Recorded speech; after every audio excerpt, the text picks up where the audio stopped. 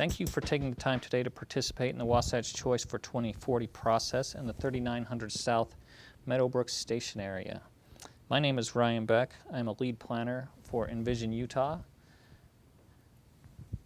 So I think we enjoy a high quality of life in Utah. We have great access to the outdoors. We have friendly communities. There's economic opportunities here.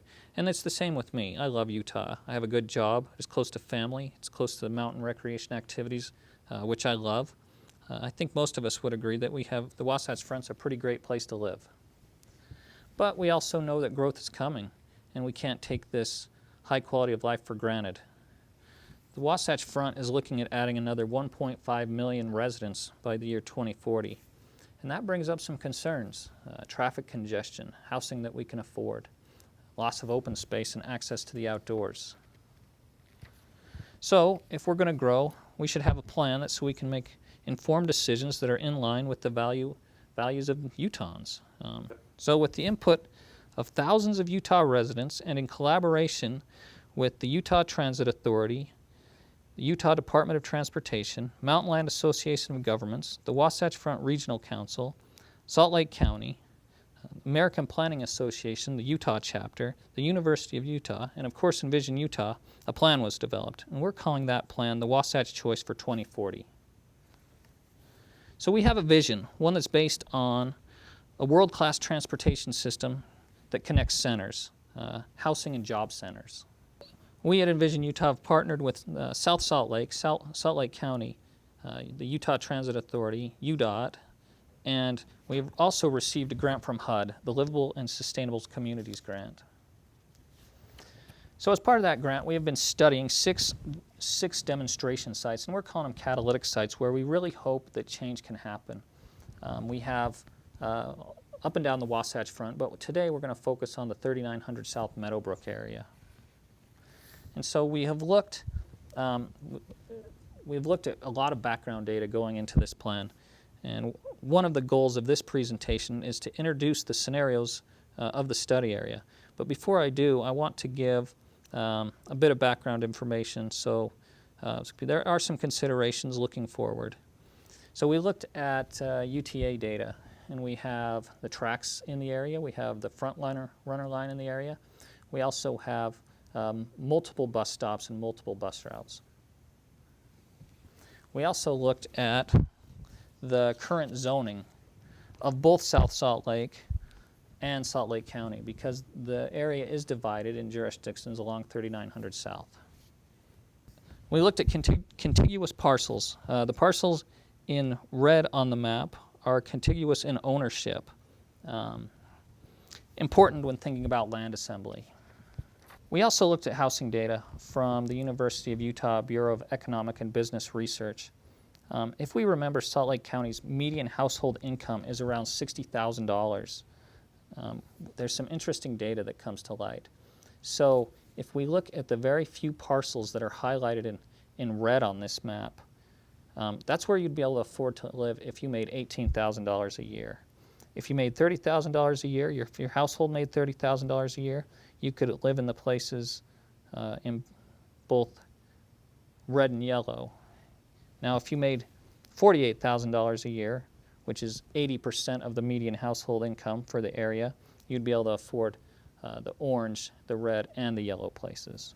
So definitely something to think about, affordable housing. We looked at renter-occupied housing units in the area. There are about 90 units being rented in the area. We also looked at minority renter-occupied units, which there are about 30 units in the area. We also looked at Section 8 vouchers. And a Section 8 voucher is a rental assistant voucher for folks who need some help affording their rent. And we looked at both Salt Lake City and Salt Lake County. There are a total of 8 Section 8 vouchers in the area. We also looked at low-wage jobs in the area. And we're defining those as retail, administrative, waste management, the food and lodging sectors. But there are over 3,000 low-wage jobs in the area. So a little bit of a housing check, a reality here. So 33% of Salt Lake County residents are renters. So let's say you are making minimum wage, $7.25. If you wanted to afford the average 2-bedroom rental at $7.74 a month, you would have to work 82 hours a week. So a person must make $14.88 an hour to afford a 2-bedroom rental at $774. So we have been out in your community doing mapping and survey work. We have a stakeholder group. We've met with both planning commissions, South Salt Lake and the county side of the planning commission. We've been in the area talking to folks at the Columbus Community Center. We've been in contact and did mapping work with South Salt Lake Mayor Sherry Wood. And we've also talked to the folks at the Salt Lake County Housing Authority. And we asked them what's important for the study area. And you can see the results on the screen. A variety of transportation options was important to just about everyone surveyed. Auto access, parking, and mobility wasn't as important. Frequent and reliable transportation came in at 21%. And safe and pedestrian, bike, access, and mobility, 25% of the folks said that was important. We also asked what's most important for the 3900 South Meadowbrook area in terms of private or public spaces. 27% said private space, meaning yards, terraces, patios was important. On the other side, public spaces, as in parks, community areas, 73% said that was important. So that really gets, in my opinion, at what's more important, either more private space in your yard or more public space in the community. We also asked what was needed and what's most important. And a grocery store and day-to-day services came to the top with 65%. Employment centers and places of work was also very important to folks at 31%. And not so important was the restaurants and entertainment. They didn't see the 3900 South area as a entertainment destination. And when we asked what was most important, whether it was people working, people shopping, or people living around the 3900 South area, people living around the area with 81% came in as the most important. We also went and had, along with, in partnership with UTA, went out and did a market study for the area. You can see our small study area in the midst of the county there. But we went out and we wanted to know what the area could absorb in terms of jobs and in terms of housing. Also, as part of the market study, we looked at owner versus rental rate. While the county home ownership rate is about 67% with a 33% rental rate, it's almost exactly the opposite in our study area, in the Meadowbrook area. We're looking at a 62% rental rate and a 38% owner rate. And also, if we look at median household income in the study area, it's about $36,000 a year household median income versus the county, which is $60,000 median household income. So definitely an issue we're going to have to contend with. Also looking at market trends, looking at our apartments. Well, the average rent prices over the last 12 years, the average rent prices have gone up from about $600 to over $800. The average vacancy rate has gone down from about 10% vacancy to about 4% vacancy. So when we look at our scenarios, we are looking at approximately 2,100 new housing units by 2040. About 40% of those need to be affordable units, and the other remaining can be market rate units. But remember that number, 2,100 new housing units by 2040. We're also looking at approximately 500 new jobs in the area by 2040. Most of these jobs will be office jobs or industrial jobs, and unfortunately not too many. The market won't absorb very much retail. So as we did the mapping exercises, there were themes that came up across all of the maps. Harmony Park was identified time and time again. A new park at the concrete recycling facility was identified many times. Many maps also identified smaller blocks and smaller buildings and housing units. people wanted options for housing, jobs, and mobility. So we have come up with two scenarios based on the findings from our survey work and our mapping exercises. We were out, when we were out in the community, we collected about 15 maps from our stakeholder group, from the planning commissions, and so forth. We refined their ideas into two scenarios, which one we are calling Scenario A, or station community, and this really focuses around housing and density within a quarter mile of the track station. So when I say density, think 3 to 4 story buildings. Think in the lower levels of those buildings, neighborhood services and a small amount of retail. Many maps identified that the area needed a neighborhood grocery store. They also talked about the need for a charter school or an elementary school in the area. This Scenario A, the station community, also identified retail along 3900 South. Sometimes a photo is worth 1,000 words, so I'm going to show a photo sim that we feel represents Scenario A, or the station community.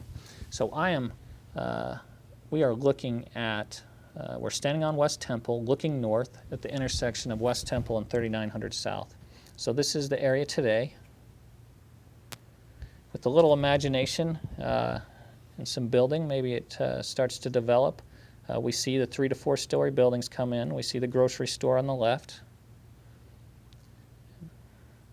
And maybe over time, with some additional development, we see the UTA parking lot fill in. Scenario B, we're calling connecting stations. And that really focuses housing and additional development along West Temple. And the idea is to connect the 3900 South Meadowbrook UTA Trax Station with the 4500 South Fireclay Station. And that would, if you could visualize West Temple almost acting as a main street between the two. Again, neighborhood services, office would be a focus of this scenario. And again, I'm going to demonstrate with a photo sim. So I am looking north. I'm looking at West Temple and Gordon Avenue, looking north. This is existing conditions. And with a little imagination, we can visualize what the area might look like in the future.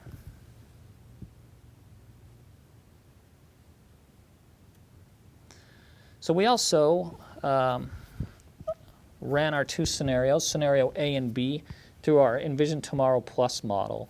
And there are some benefits and impacts to report. So let's start with developed or redeveloped acres. In the study area that we've been looking at, there's 286 total acres, and Scenario A, or station community, developed or redeveloped 48 of those acres. The connecting stations, Scenario B, developed 57 of those acres. What about the housing mix? For the most part, both scenarios are reporting back mostly multifamily, about 80%, 70 and 80% as you can see, quite a bit of townhome, and not too many, 2 and 3% single family home. Total job mix by 2040. As you can see today, there's about 47% industrial in the area. That would go down a little bit, take some of the industrial jobs out to about 32 and 36%. Those would be replaced mostly by office jobs and a little bit by retail. Housing tenure, according to the market study, we stuck with those numbers pretty close.